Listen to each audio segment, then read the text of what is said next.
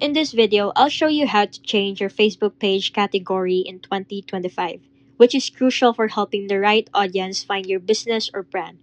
First, make sure you're logged into Facebook and switch to your business page. If you're using the new Facebook page experience, click See All Profiles and select the page you want to edit. Once on your page, click on the About tab in the page menu. This is where all your page information and settings are located, including your current category settings. In the About section, look for Edit Page Info or a pencil icon next to your current category. Click on it to open the editing options where you can modify your page details. You'll see a category field where you can search and select new categories. Facebook allows you to choose up to 3 categories to best represent your page. Type in keywords related to your business to find relevant options.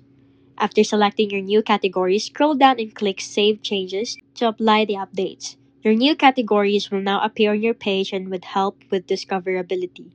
And that's it. Your Facebook page category is now updated.